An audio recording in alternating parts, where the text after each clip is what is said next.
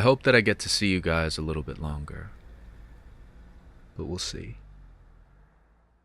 It's been almost 2 years since you said that. 2 years since we awkwardly stood in the doorway of your daughter's dimly lit room, and you broke the silence by admitting that life sucks, before looking at us from your rented hospital bed and clarified, well, not for you guys.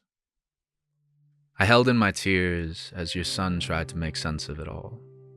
At only 14, older than you were when you lost yours, but still far too young for it to be fair, you told him, as if you already knew, that if there's an afterlife, if there are spirits, then I'll be with you in spirit.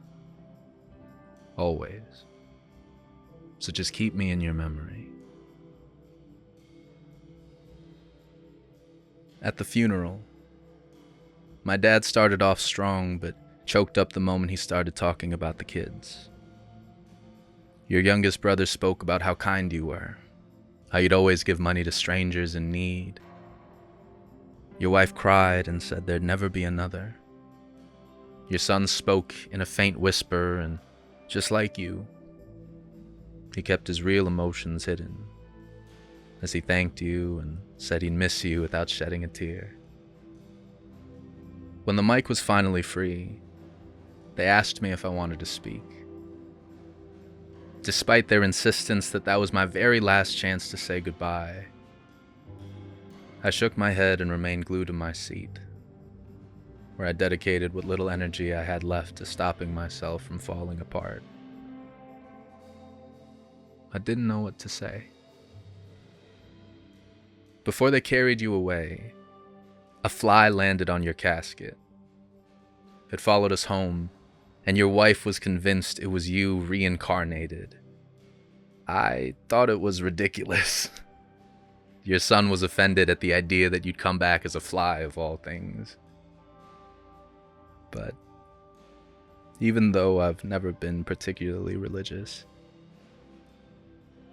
I rang a bell for you, just in case. In the days and weeks after, the world expectedly kept spinning.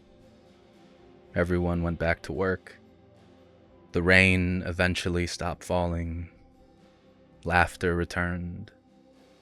And your family packed up their belongings, returned your bed, and took your ashes back to the motherland where they'd continue where you left off. Before they got on the plane, your son asked me if I loved you. Even though I knew the answer, I didn't know what to tell him. Or rather, I just didn't know how to say it. Of course. You're my uncle. You watched me grow up. You were there for the first 23 years of my life. I remember you taking us to school, and how every morning started with a ham and cheese bagel you'd make for us. On weekends, we used to bum your Wi-Fi and cable. You gave me your old clothes, and I loved wearing them.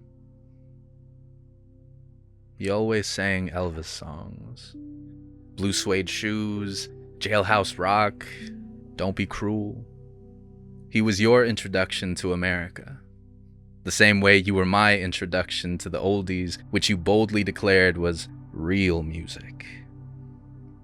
Up until the end, you'd play me songs I'd never heard of, and I'd listen in rapt silence, bobbing my head as you hummed along.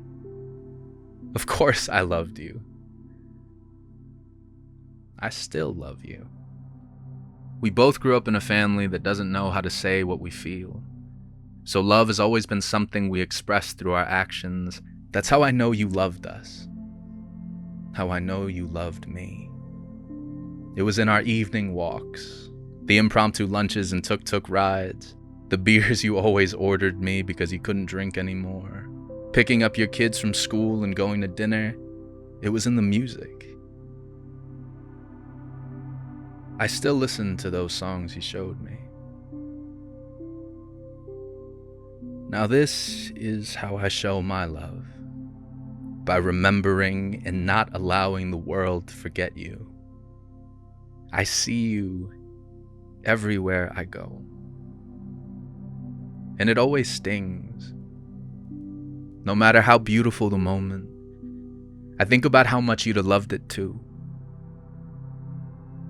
And I wish you were here with me. We were too late to say what you needed to hear.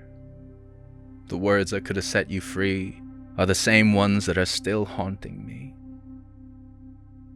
So, if you're out there somewhere, I want you to know you did good. You made us proud.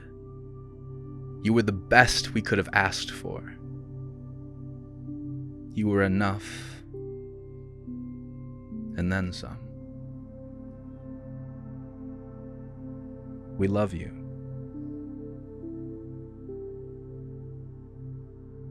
It's been 2 years since you died. Not a day goes by where we don't think about you. The kids are all right. Your oldest son is almost off to college. Your daughter is smarter, but just as sharp as you remember. And your youngest still asks about you. We'll look after them. We'll tell them your stories. We'll let them know how much you love them. So rest easy. And thanks for everything, Uncle Minn. Next round's on me.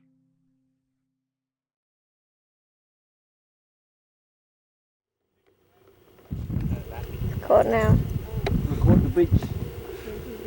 Better than I'm so good looking in my practical session. Oh yeah.